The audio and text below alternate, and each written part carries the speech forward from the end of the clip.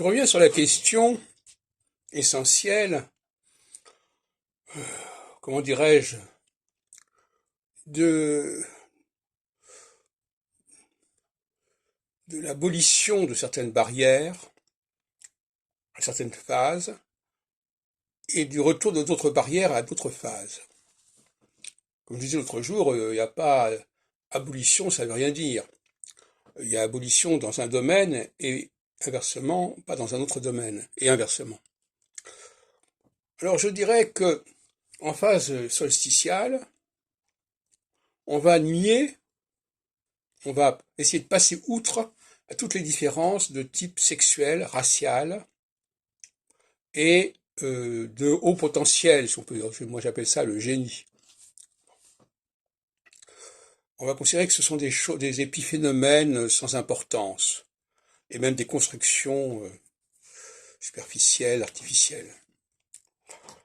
En revanche, en phase équinoxiale, on va considérer que les constructions nationales, culturelles, linguistiques, sont des épiphénomènes, c'est-à-dire qu'ils sont des constructions dont il ne faut pas tenir compte considérablement.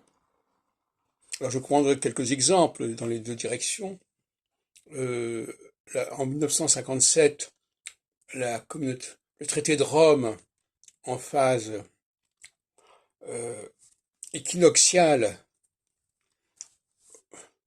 a voulu passer outre aux considérations historiques, aux considérations nationales, comme d'ailleurs en 1940, parce qu'en 1940, finalement, quelque part, dans son continent européen, on était disposé à dépasser les questions nationales.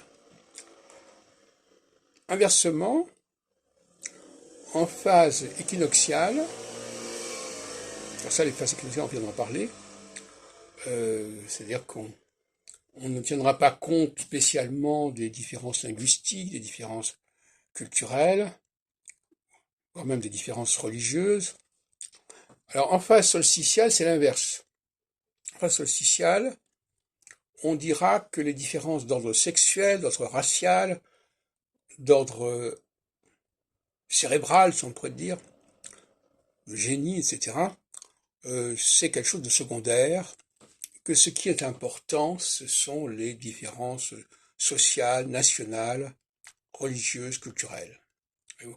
Donc chaque fois, on se renvoie la balle, et alternativement, si on avait une conception politique cohérente au niveau des élections, eh bien, alternativement, on aurait une période de 7 ans de type solsticial, dans le sens que je viens de définir, et une période équinoxiale qui ferait suite, qui serait en alternance.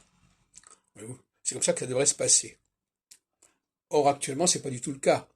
Les gens n'ont pas du tout une vision claire de ce qu'il faudrait faire, de la nécessité du changement, de la décision d'alternance, en disant, non, ah oui, il faut peut-être faire un peu d'alternance, mais on ne sait pas très bien à quoi ça sert et pourquoi.